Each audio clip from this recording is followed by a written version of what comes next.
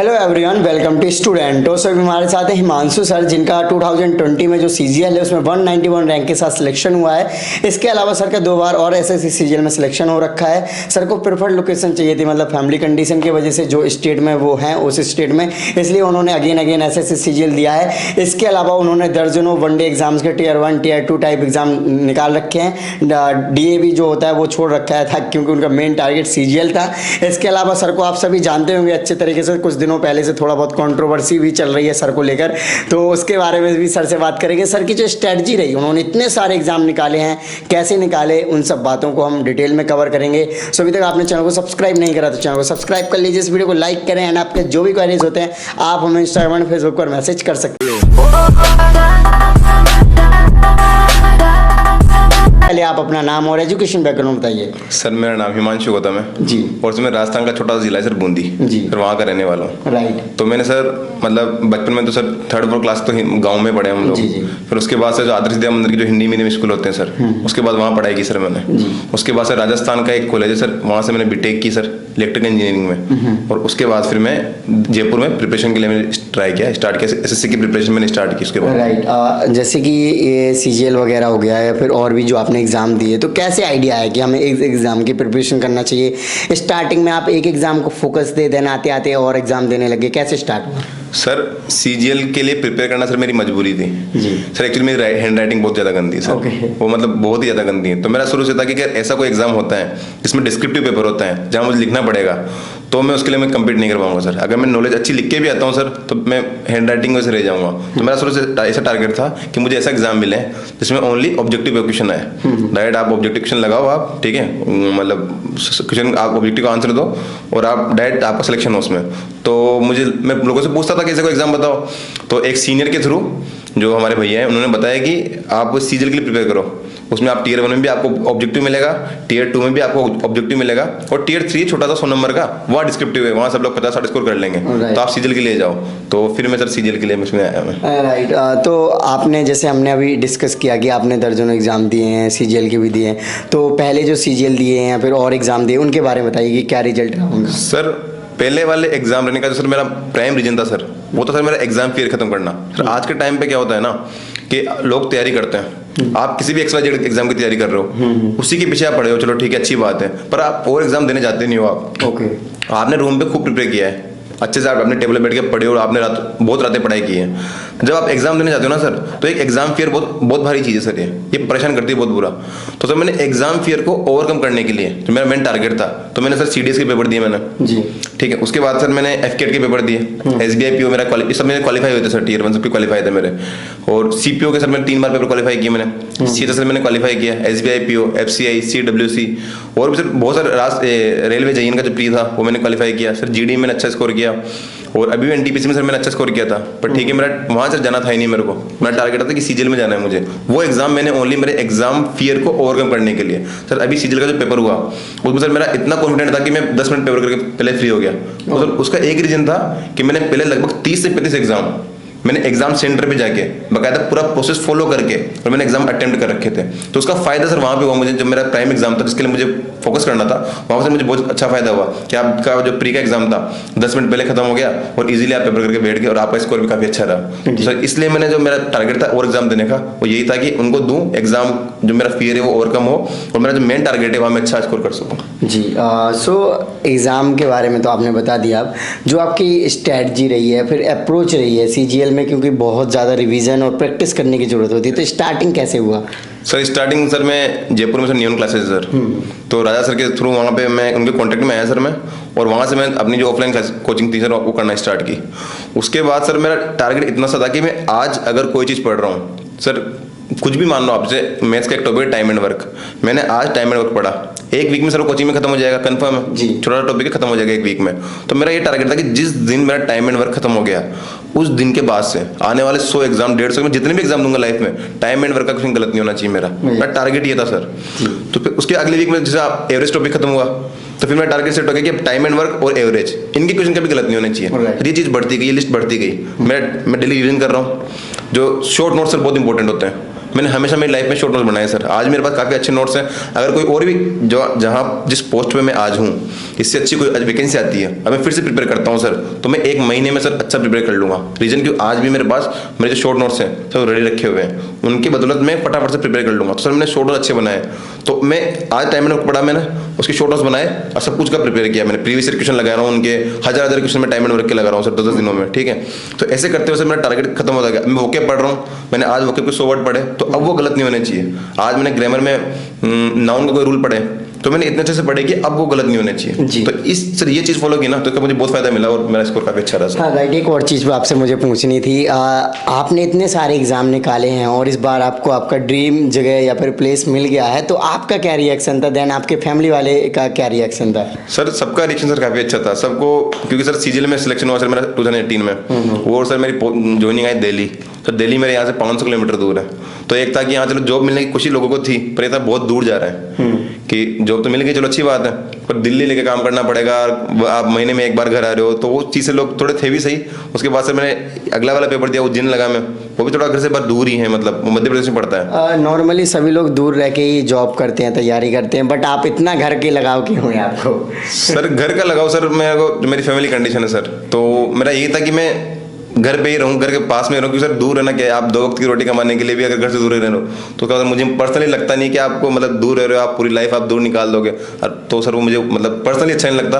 तो मेरा ये टारगेट था कि राजस्थान में स्टेट में रह के मैं सेंटर की जॉब करूँगा जी, तो इस वजह से सर मैंने।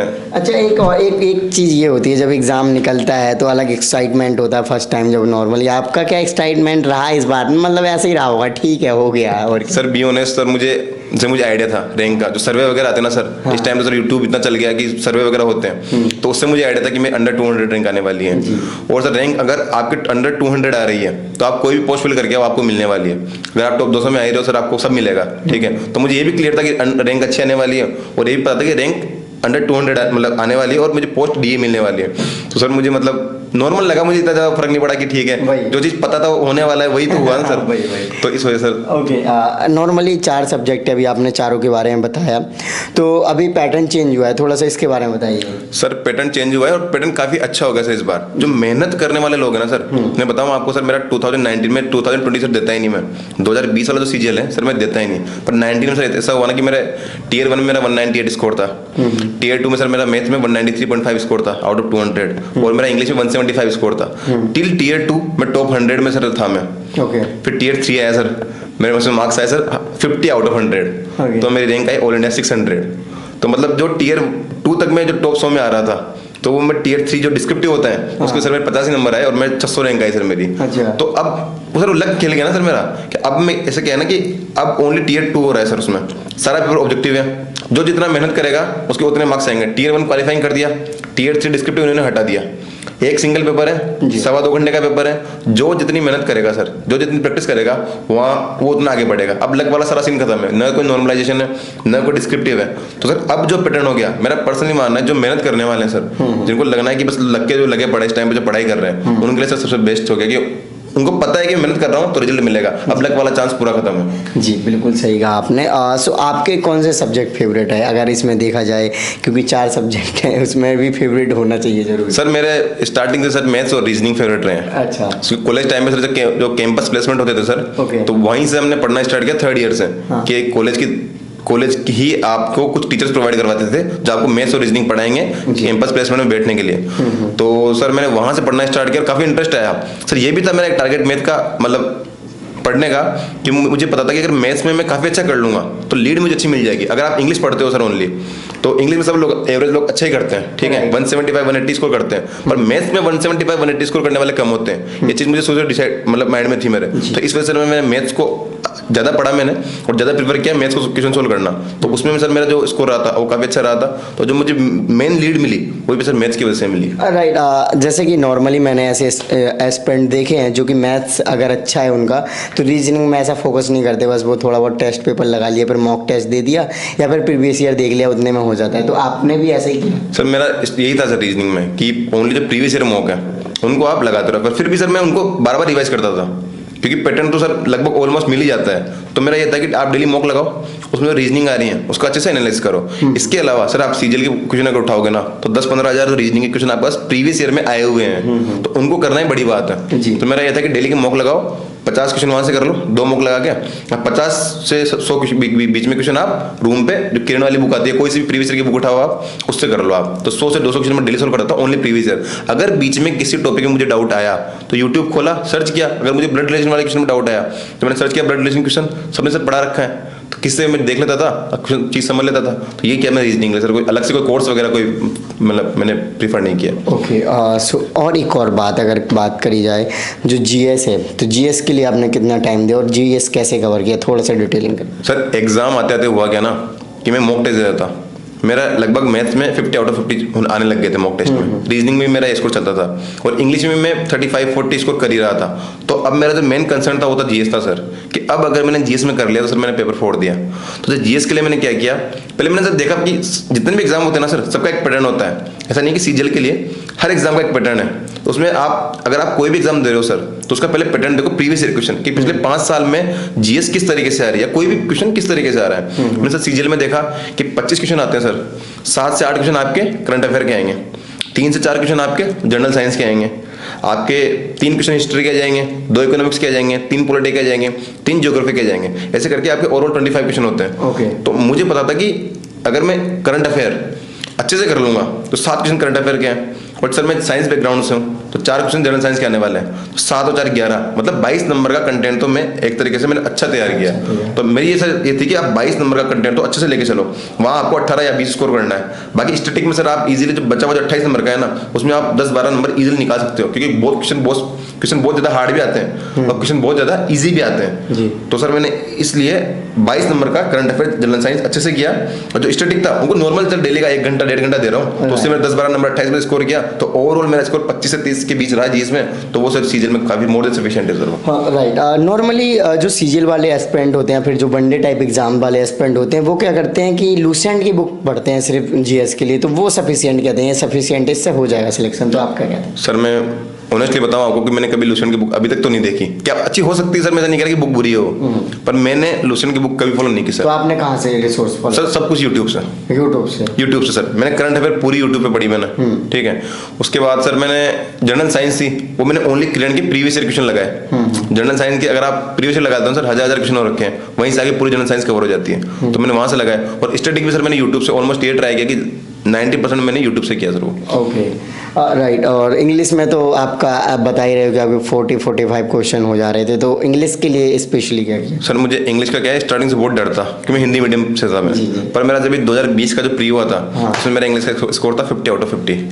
तो सर उसमें मेरा एक था सर, जो मनीषा मैडम है उनके नोट सर काफी सही थे वो मैंने बिल्कुल सर वर्ड टू वर्ड, मतलब जितनी बार मैं उनको रिवाइज कर सकता था सर मैंने उतनी बार रिवाइज किया। जो जयपुर मनीषा मैडम है उनके नोट्स है सर, मैंने उनको बहुत अच्छे से रिवाइज किया। मैंने मॉक टेस्ट लगाए सर, मॉक टेस्ट में जो लगाते हैं ना सर उनको अच्छे से लगाए। बहुत सी बार क्या होता है सर, आपकी एक दिन में आपने एक मॉक लगा लिया, आप कभी कोई टेक्स्ट बुक में पूरा मॉक नहीं लगा पा रहे आप। तो सर मैं ओनली इंग्लिश वाला पार्ट अटेंड करता था उसमें, और वो देखता कि इंग्लिश में कितने नंबर आ रहे हैं मेरे। तो सर इंग्लिश के डेली में 25 क्वेश्चंस के कम से कम 7 से 8 सेट लगाता था। तो मेरे सर 25 क्वेश्चन लगाने की प्रैक्टिस इतनी ज़्यादा होगी ना कि मैंने 8 मिनट में पेपर अटेम्प्ट किया इंग्लिश का, अब मेरा 50 आउट ऑफ 50 स्कोर है। तो ये था कि मैंने मनीषा मैम के बुक्स फॉलो की, और नीतू सिंह कोई बुक आती है सर वो फॉलो की मैंने, और वोकेब के लिए वर्ड पावर मेडिजी बुक है नॉर्मन लुइस, वो मैंने फॉलो की। तो उससे सर मेरा इंग्लिश में काफ़ी अच्छा इंप्रूवमेंट हुआ।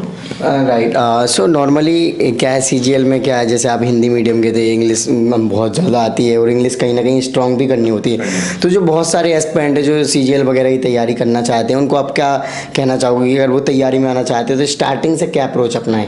सर अगर तैयारी में आ रहे हैं ना सर, तो सबसे बड़ी बात है उनको पेशेंस रखना है कि आप 1-2 साल के लिए आप इस जगह आ गए, अब 2 साल के लिए सब छोड़ दो, ठीक है। दूसरा कि स्टार्टिंग से आपके शॉर्ट बनाना आप स्टार्ट कर दो। आप आज आपने जो भी पढ़ा, या तो आप डेली कर लो या वीकली कर लो, कि आपने इस वीक जो भी पढ़ा, संडे को सब फ्री होते हो आप, तो उसके शॉर्ट नोट्स बनाओ बैठ के, ठीक है, क्योंकि वो बहुत काम देने वाले हैं सर। अभी सर जैसे सीजीएल 2022 आने वाला है दिसंबर में, 1 दिसंबर से एग्जाम है सर, आज 2 या 3 नंबर होगी, ठीक है। तो अभी तो लोग पढ़ रहे हैं, पर जैसे 15 नंबर 20 नंबर आएंगे ना सर, तो लोग पढ़ना बंद कर देंगे कि अब क्या पढ़े, घबराहट से 15 नंबर 20 नंबर को स्टेटस आ जाएगा एग्जाम का, आपकी लोकेशन आ जाएगी कि यहाँ एग्जाम है, इतनी तारीख को एग्जाम है, तो लोग घबराना स्टार्ट कर देंगे कि अब क्या करें। तो आखिरी के 10 दिनों में क्या काम आएगा, शॉर्ट नोट्स। फिर कुछ भी नहीं पढ़ना भाई साहब, आप नोट्स खोलो, एक दिन में आपने पूरे मैथ्स के नोट्स पढ़ लिए तो आपको कॉन्फिडेंस आएगा। अगले दिन आपने पूरी इंग्लिश के शॉर्ट नोट्स पढ़े, आपको और कॉन्फिडेंस आएगा। अगले दिन आपने रीजनिंग के कुछ जो इंपॉर्टेंट चीजें थी वो देखी तो आपको और कॉन्फिडेंस आएगा सर। राइट, जैसे शॉर्ट नोट की आप बता रहे हो, तो मैथ्स में क्या फॉर्मूला वगैरह लिखते हो शॉर्ट नोट्स बनाते टाइम, या फिर और कुछ लिखते हो? सर मैथ्स में जितने भी फॉर्मूला है वो मेरे पास एक बुक में लिखे हुए हैं, जितने भी फॉर्मूला पॉसिबल हैं, ठीक है, वो सारे सर अलग अलग जगह से हैं। मैंने यहाँ से देखा, ठीक है, तो यहाँ से 10 फॉर्मूला मिले मान लो, यहाँ से देखा तो यहाँ 10 मिले, 5 कॉमन थे पर 5 दोनों में अलग थे, तो 15 फॉर्मूले मेरे पास हो गए किसी भी एक टॉपिक के, वो मैंने शायद नोट किए। ओके, सो जैसे कि टाइम एंड वर्क के अलग हो गए, और भी जो सब्जेक्ट के हैं, मतलब और भी टॉपिक के हैं उनके अलग हो गए, तो इस तरीके से करते थे? जी सर, मैं बिल्कुल अलग अलग topic wise time and work डाला, उसके 2-3 पेज में जितने भी फॉर्मूले बन रहे हैं, जितने भी टाइप के क्वेश्चन बन रहे हैं सर, जैसे कोई भी क्वेश्चन होता है कि एक आदमी एक्स दिन में काम करता है, दो आदमी मिलके एक काम को एक्स दिन में करते हैं, ये x+8 में करता है, ये x+18 में करता है, तो दोनों मिलकर कितने करेंगे? तो सर ये ट्रिक होती है कि 18 और 8 को गुना करो और अंडर ले लो। तो मैंने बकायदा पूरा वर्ड टू वर्ड लिखा हुआ है कि जब अगर ऐसा क्वेश्चन आए, पहले क्वेश्चन लिखा मैंने, फिर मैंने स्टार लगा लिखा, जब ऐसा क्वेश्चन आए तो आपको इन दोनों को मल्टीप्लाई करके अंडर करना है, आपका आंसर आ जाएगा। तो फॉर्मूला भी लिखो आप, कोई आपको अगर अच्छे से डिस्क्राइब करके लिखना है सर वो भी लिखो, क्योंकि वैसा क्वेश्चन एग्जाम में आया हुआ भी सर, मुझे फायदा मिला है इस चीज का। राइट, सो कितने घंटे पढ़ते थे आप ऐसे देखा जाए तो डेली? सर घंटे, जब आपका सिलेक्शन नहीं हुआ था उस टाइम के बाद? हाँ सर, तब का ही बता रहा हूँ सर, मैं जब जयपुर रहता था सर मैं, तो लगभग सर घंटे कभी मैंने सर काउंट ही नहीं किया। मेरा ये था कि आप खाना खा रहे हो, सो रहे हो आप, ठीक है सर, खाना भी हम बनाते थे उस टाइम पे, खाना बनाओ खाओ सो रहे हो, उसके अलावा लगभग सारा टाइम है ना आप पढ़ाई में दो। सर ऐसा ही भी नहीं था कि कंटिन्यू पढ़ाई कर रहे हैं, आज अगर पढ़ाई कर रहे हैं ठीक है, कल कोई वेब सीरीज आएगी मिर्जापुर आएगी तो अब एक दिन मिर्जापुर देखनी, आज आराम करना है भाई साहब, आज पूरी मिर्जापुर देखेंगे, पढ़ाई कल करेंगे। तो ये भी था सर कि पढ़ाई जिस दिन पढ़ाई कर रहे हो तो उस दिन पूरी पढ़ाई कर रहे हो। और सर दूसरी चीज़ कि जैसे मालूम है सुबह उठा सर, जल्दी उठ के मैंने जैसे 12 बजे के पहले मॉक टेस्ट लगा लिया, मैंने वोकेब के 100 क्वेश्चन पढ़ लिए, मैंने मैथ्स की क्वेश्चन लगा ली, रीजनिंग की पढ़ ली, तो सर एक कॉन्फिडेंस आता है कि अभी तो 12 ही बजे सुबह के, तो मैं इतना कुछ पढ़ चुका हूँ। अब मैं दिन भर में जो भी पढ़ूंगा वो एक लीड ही ले रहा हूँ मैं और लोगों से, क्योंकि इतना तो लोग पढ़ ही रहे हैं ना, तो अब मैं जो भी पढ़ूंगा वो एक्स्ट्रा पढ़ रहा हूँ, और लोगों से आगे बढ़ने का ये मौका है। तो सर दिन भर पढ़ाई करता था मैं, तो ये था कि जितना टाइम आपको मिल रहा है खाना खाने के अलावा, मोबाइल चलाने के अलावा, जो भी मिल रहा है आप 8-10 घंटे निकाल रहे हो आप, तो मोर देन सफिशिएंट है सर। राइट, अभी अगर हम मैथ के क्वेश्चन देखें कि रिवीजन आपने कितने करे होंगे पूरी जर्नी में, कितने हजार क्वेश्चन रिवीजन कर चुके होंगे? सर लगभग 20 से 25 हजार के बीच में मैंने ओनली मैथ्स के क्वेश्चन लगाए, क्योंकि सर मैंने 11,000 जो प्रीवियस ईयर वाली बुक है वो तो मैंने 2 बार लगा ही चुका हूँ उसको मैं। सिंगल टाइम भी काउंट करेंगे ना सर तो वो है 22,000 नहीं 22,000 नहीं, 11,000 काउंट करो सर। उसके अलावा सर मैं